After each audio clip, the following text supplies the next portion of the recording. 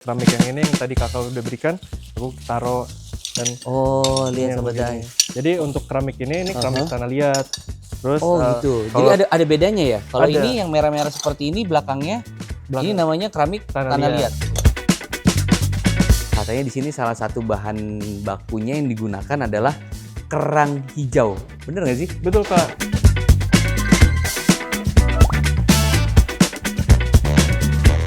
Oh iya nih. Ini limbah yang biasanya cuma ditumpuk dan tidak dikelola gitu ya. Betul. Jadi emang dia bisa buat dinding atau dia bisa buat lantai. Betul, dia bisa buat dinding, bisa buat lantai. Kita aplikasiin di sini, ada yang buat di bar, kemudian ada juga yang buat tempat duduk, ada di depan. Oke.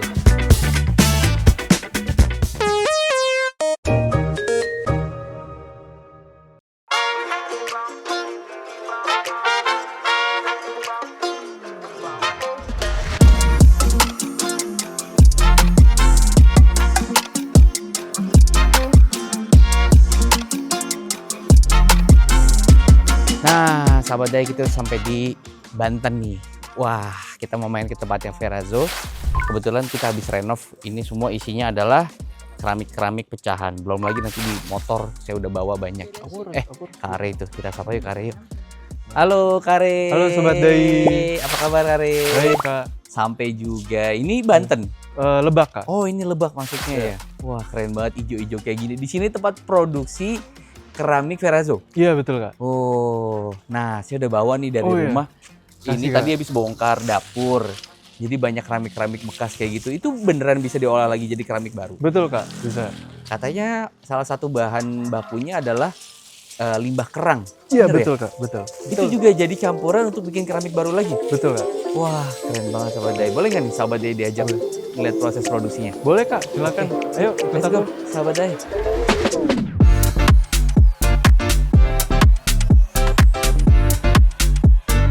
Nah Sobat Dai, welcome to Verazo. Jadi Oh. kita di Verazo ini kita mengolah limbah-limbah seperti keramik. Jadi kayak keramik yang ini yang tadi kakak udah berikan, aku taruh dan Oh, lihat yang Sahabat Dai. begini. Jadi untuk keramik ini keramik tanah liat. Terus Oh gitu. Jadi kalau ada bedanya ya. Kalau Ada. ini yang merah-merah seperti ini belakangnya, ini namanya keramik Tanah tanah liat. liat, betul. Oh, jadi bahan bakunya tanah liat. iya, gitu tanah ya. liat. Oke. Tapi kalau misalkan yang ini Mhm. contoh, ini ada campuran dari granit dan juga Oh, ini Sahabat porselen. Dai. Iya. Oh ini beda lagi. Oh, oke.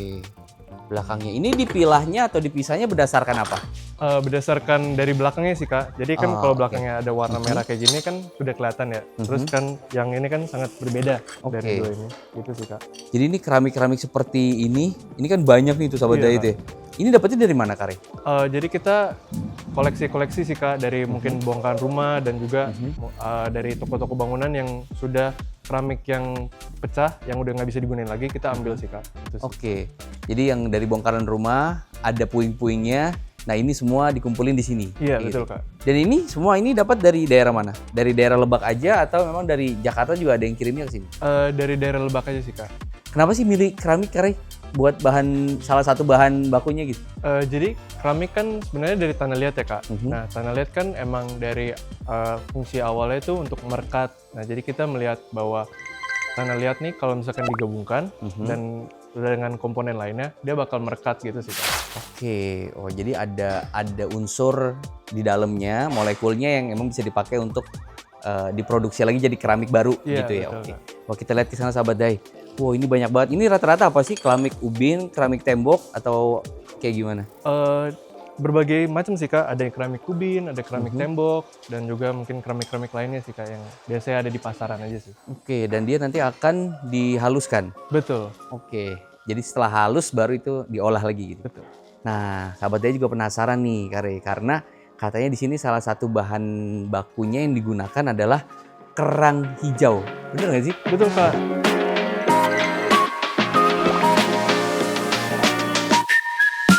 Oh iya nih. Ini limbah yang biasanya cuma ditumpuk dan tidak dikelola gitu ya. Betul. Dan amis. Amis nggak sih ini? Lumayan sih kak. Oh, Lumayan oke. Jadi kalau sini kita cuci dulu. Jadi kan kebanyakan kerang kan biasanya kotor. Jadi kita cuci dulu, lalu kita jemur. Itu sih kak. Oke. Jadi ini dicucinya pakai air tawar biasa Atau ada campuran Eh, zat kimia atau Kita campur Seperti sama garam aja sih Kak sebenarnya. oh, jadi hanya dicampur garam sahabat daai gitu. Jadi sampai setidaknya bersih dan amisnya hilang gitu. Iya Ya. betul. Setelah itu dijemur. Dijemur. Oke, kita lihat proses jemurnya. Oke, let's go kita lihat proses jemur sahabat daai. Yuk.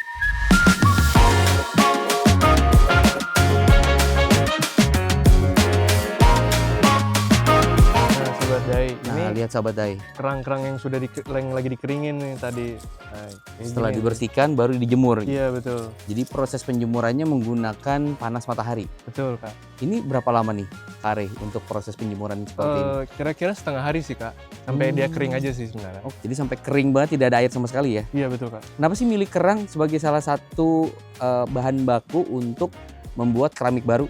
Jadi kerang itu pada intinya dia memiliki kalsium karbonat Kak. Jadi kalsiumnya yang kita perluin karena kalsium kan seperti di tulang kita, dia jadi pengikatnya juga Kak. Kita mikirnya gitu sih. Dan juga dari terazu tradisional tuh mereka menggunakan kerang sih biasanya. Dan ini berapa banyak teman-teman kalau misalnya sekali produksi itu butuh kerang berapa banyak? Oke, kita biasanya beli dalam besaran ya. Jadi kemarin oke. kita baru beli sekitar 2 ton. Gitu. Oke, kalau ini berarti ini sebetulnya kan ada di pesisir ya. Tapi kan kalau ini Lebak kayaknya daerah-daerah pegunungan ini ngambil dari Dari Tanjung Lesung Kak. Tanjung Lesung. Oke, ini nggak usah diwarnain lagi atau nggak usah dikasih treatment apa lagi. Ini udah seperti ini aja bisa langsung kita olah. Bisa seperti ini aja baru kita langsung olah Kak. Betul, lihat sobat. Ini kan kerang hijau ya, bener ya? Iya betul, ini kan warnanya hijau. Warnanya hijau. Terus gitu. belakangnya dia ada glitter-glitternya. Jadi nanti hasilnya bakal glitter banget sih Kak. Oh, jadi dari keramiknya sendiri nanti akan punya pattern kerangnya tetap dipertahankan gitu Betul. ya, kilap-kilapnya. Oke, sahabat Dai. Kalau gitu kita udah lihat tadi bahan bakunya. Setelah ini apa prosesnya?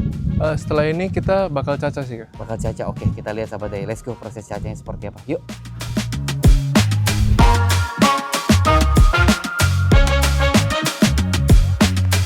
Wah, ini sahabat Dai, ini mesin penghalus kerang dan keramik. Betul. Jadi bisa buat kerang, bisa buat keramik. Iya Kak. Oke. Bisa. Dan ini sekarang lagi dihaluskan apa? Ini lagi dihaluskan kerang sih Kak sekarang. Oke, kita lihat sahabat Dai. Ini sehalus apa? Ini masih kasar. Nah, kita biasanya grind lagi, kita cacah lagi sekitar 3 kali sih Kak. Jadi dia bisa sampai ke halusan yang kita mau. Oh, halusnya tuh sampai jadi Sampai serbuk. jadi serbuk. Kita juga Oke. serbuk dan juga masih ada sisa-sisa yang kayak segini gede sih Kak. Heeh. Jadi masih ada Oh, hasil-hasilnya oke. gitu. Ini untuk mengkilapnya betul-betul sudah tidak dicampur kimia lagi. Enggak Kak. Enggak Jadi butuh. alami dari kerangnya itu. Betul. Oh, oke, sahabat Dai. Nah, jadi ini prosesnya nanti kerangnya dimasukkan ke dalam sini. Dalam mesin Jadi ini. nanti dia akan muncul hasil seperti ini sahabat Dai. Oke, ini setelah 3 kali akan jadi serbuk. Serbuk. Oke, kita lihat serbuknya. Yuk, let's go.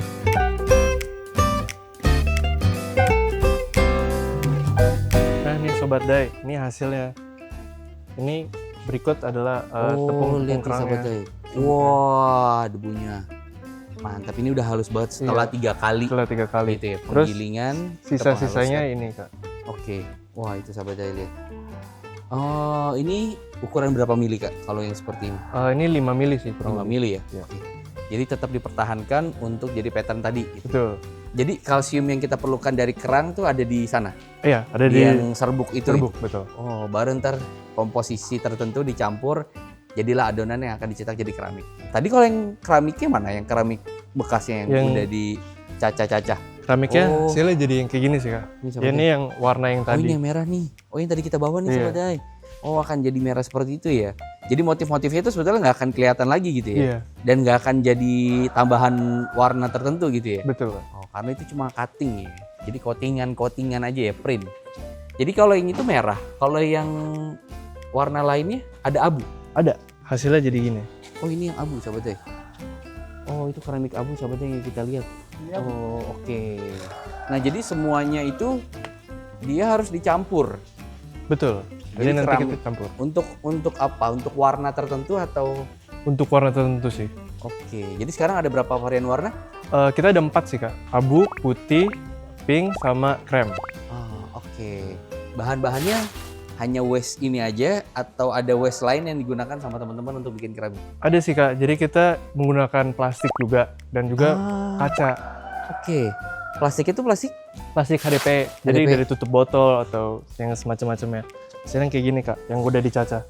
Oh lihat sahabat day. Oh iya nih. Ini HDP tutup botol nih sahabat day.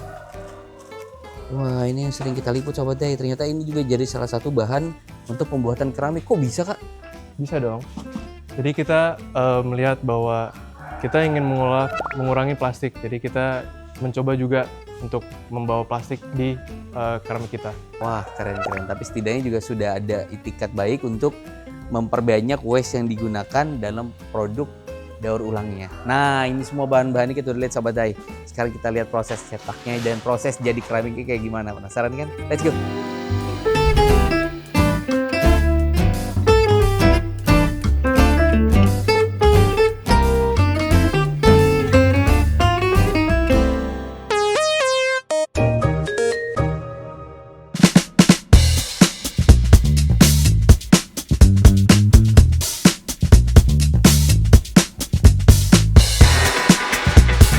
Sahabat day, ini proses pencetakan ya Kare ya? Ya betul. Oh, itu ukuran berapa Kare? Ukuran 60 kali 60 kak. Oh, di sini ada berapa ukuran? Satu doang. Oh, jadi fokus ke ukuran keramik besar ya? Iya. 60 kali 60 gitu. Nah, ini proses yang lagi dilakukan sama teman-teman apa? Ini lagi proses di tahap air sih kak. Jadi kita pertama kasih beberapa layer. Ini layer terakhir. Jadi kita lagi bersihin layernya. Abis itu ntar kita tutup, baru nanti kita press. Oh, oke. Jadi ada urutan layernya gitu ya. Termasuk di situ berarti ada limbah waste-waste yang tadi kayak apa keramik bekas sama kerangnya ini masuk ke layer sini. Iya, Oke, jadi kalau misalnya dominan merah, dia di bagian bawahnya bakal merah. pakai yang merah gitu. Iya. Atau yang abu gitu ya.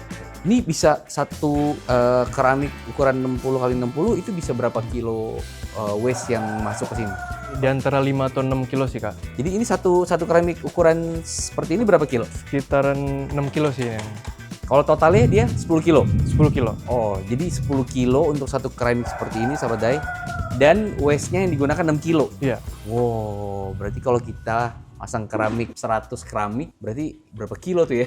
Banyak banget ya kita sudah merecycle ya sebetulnya ya ini ya. Mereuse ya gitu. Mereuse kembali waste yang kita gunakan. Setelah ini prosesnya apa? Kita bakal tutup, lalu kita press. Oh, jadi cetakannya di sini sahabat day. Ini ya cetakannya ya. Oke, jadi akan taruh di sini untuk di-press. Iya, untuk di press. Dan didiamkan berapa lama? Setelah kita press, kita keluarin dulu. Nah, setelah kita keluarin, kita bakal diemin sekitar 1 malam. Nah, habis itu direndam ya, biasa Iya, kalau keramik betul. direndam ya. Oke, kita lihat yuk proses perendamannya. Let's go sahabat day.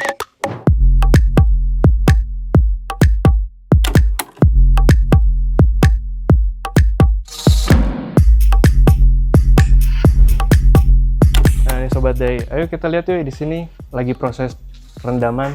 Oh, Jadi kalau bisa dilihat ada glitter-glitternya nih kak. Gitu, coba lihat sahabat day. glitter.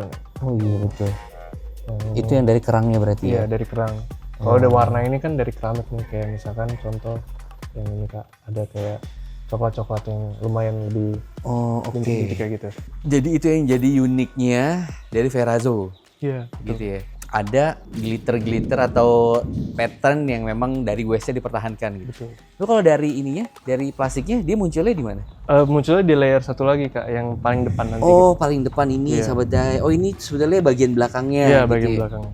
Wah keren. Jadi ide inovasinya itu gimana sih ceritanya? Jadi awalnya tuh kita mulai jadi project skripsi dibuat akhir. Jadi kita ide awalnya tuh pengen ngolah sampah. Cuman kita bingung sampai mau dijadiin apa.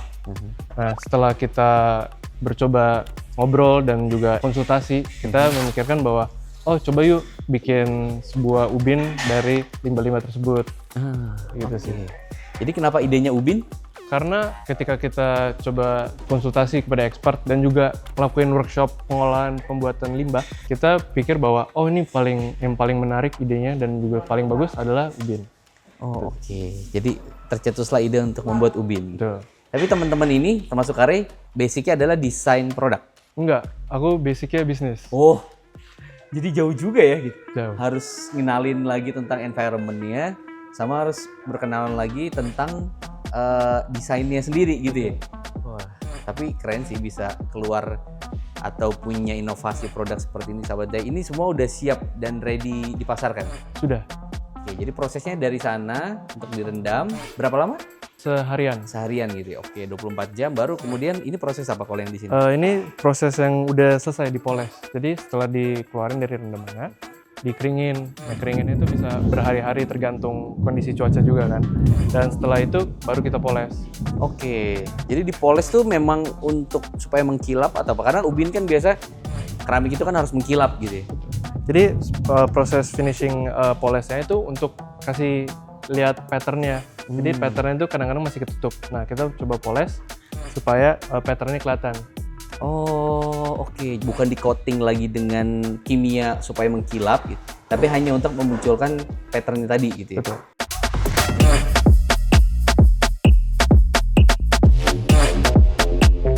Nah, sahabat Dai, ternyata ada caranya ya untuk kita bisa lihat teksturnya setelah atau patternnya setelah dihaluskan.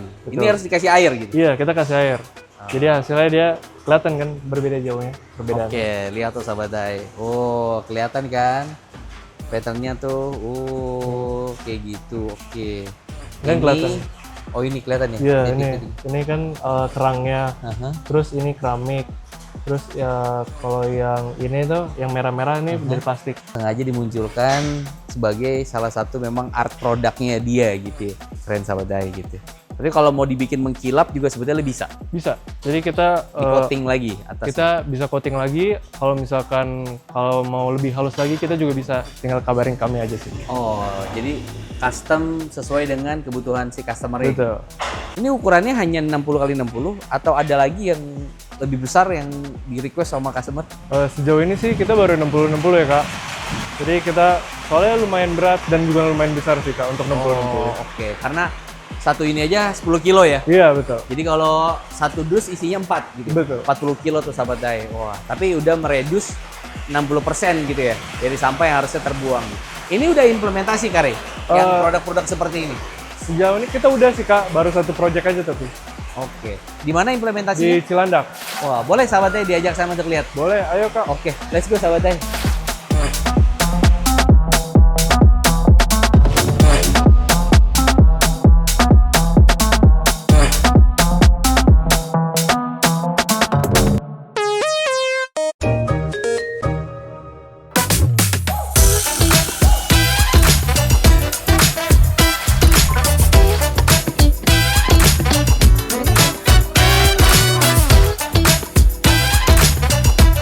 Nah, sahabat Dai, kita sudah sampai di Tanah Reni, Cilandak. Oh, katanya di sini implement untuk keramik-keramik Ferrazzo. Tuh kayaknya tuh keramiknya tuh. Oh, kita janjian nih sama Mas Nick. Halo. Mas Niki ya? Yoi. Oh, sampai juga di Tanah Reni. Katanya Selamat di sini datang. implement keramik teman-teman dari Ferrazzo. Ferrazzo betul. Kita implement ada beberapa titik lah. Oh gitu. Berapa banyak? Berapa luas? Kalau nggak salah tuh 8 meter square lah kalau in total ya. Tapi ada di berbagai tempat nih. Yang di luar kita taruh di sebelah sini. Terus ada yang di bar sama di tempat duduk di depan. Wah, sambil kita lihat yuk ke dalam yuk. Let's Yuk. go yuk sahabat Dai. Yuk, let's go.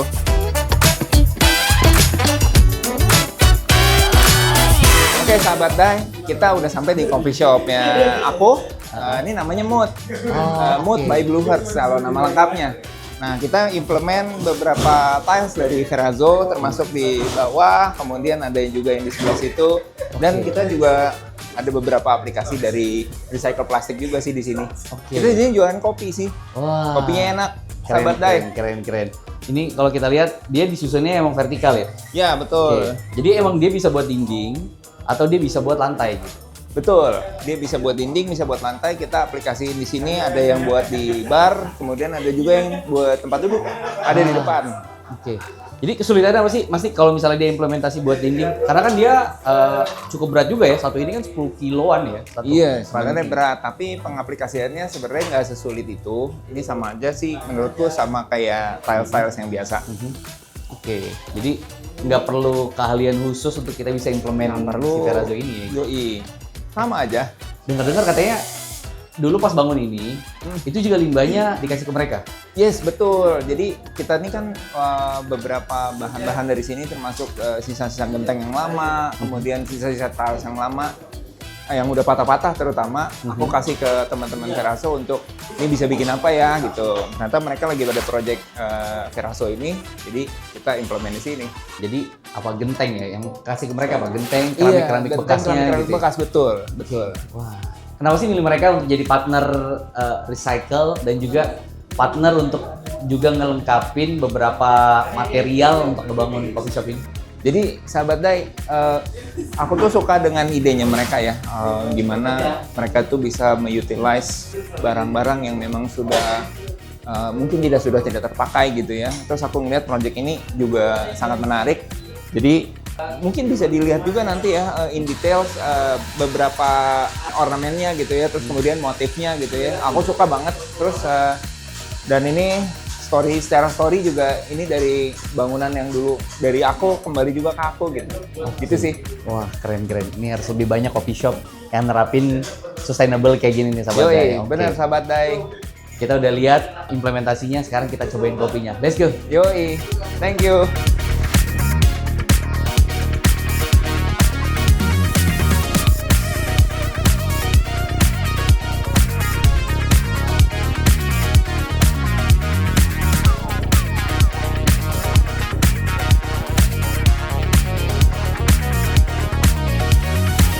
Padahal di Cilandak nih sahabat Dai. Masih asri banget ya. Hijau kayak gini. Ada Ray itu. Yuk kita samperin. Halo Ray. Halo Sobat Dai. Wah, keren banget ya tadi ngeliat implementasinya di kafe. Jadi cocok banget ya kalau misalnya untuk coffee shop ataupun tempat-tempat kreatif lainnya untuk implementasiin produk dari teman-teman Verazo ya. Betul Kak, jadi selain coffee shop, kita juga expect ke rumah-rumah atau ke villa atau kemanapun sih yang bisa cocok lah dengan produk kita. Iya, tadi kelihatan banget teksturnya itu khas yang kemarin dijelasin sama Ray. Jadi ada kerangnya, terus ada plastiknya, terus ada bekas-bekas keramiknya gitu. Tapi sekarang baru implementasi di sini. Kita baru di sini. Nanti kedepannya kita ada beberapa project kayak ada di rumah dan juga villa atau semacamnya sih Kak. Tapi kalau produk outputnya dia hanya keramik untuk lantai dan dinding aja, atau bisa juga inovasi itu diimplement untuk materi yang lain? Kita sih open untuk collab untuk apapun. Jadi kalau misalkan mau nambah materi, misalkan ada kuis baru atau semacamnya, tapi kita juga nggak melihat sebagai keramik. Nanti kedepannya kita ada beberapa project kayak aku spill dikit aja kayak amenities, jadi kayak kotak tisu atau tray, kayak gitu-gitu sih Kak. Oke, kotak tisu Iya, dari limbah kerang tadi. betul. Oh bisa ya gitu? Bisa. Tapi berat nggak sih nanti? Kita lihat aja nanti Kak. Wah, jadi ditunggu aja di Instagram sahabat Dai Verazo nih ya. Lihat Instagramnya di sini ya gitu. Jadi ntar lihat inovasi apa teman-teman yang mau dikembangin. Kalau ke depannya gitu, selain tadi kotak tisu sama market, ada lagi nggak sih sebetulnya yang dicita-citakan oleh teman-teman dari Verazo? Sekarang sih kita masih, karena kita baru kecil ya, kita sih cuma pengen ekspansi aja. Jadi kayak, kita pengen lihat produk kita disebarluaskan dan juga banyak loh yang menggunakan produk kita. Nanti mungkin kedepannya kita bakal pikir inovasi apalagi nggak sih yang kita bisa bikin dari ini, bahkan atau ada limbah-limbah baru yang kita explore. Oke, tapi untuk implementasi nggak harus pakai tukang khusus ya, karena kalau tadi lihat kayaknya tukang-tukang biasa juga bisa untuk implementasi produk-produk dari teman-teman ya gitu. Betul Kak. Oke, wah keren banget inovasinya, senang banget bisa ngobrol sama Ray. Kita harus pamit, nggak berasa nih udah setengah jam Ray. Makasih informasinya Ray. Makasih, Ditunggu inovasi-inovasi barunya. See you. Hai, Sobat Dai.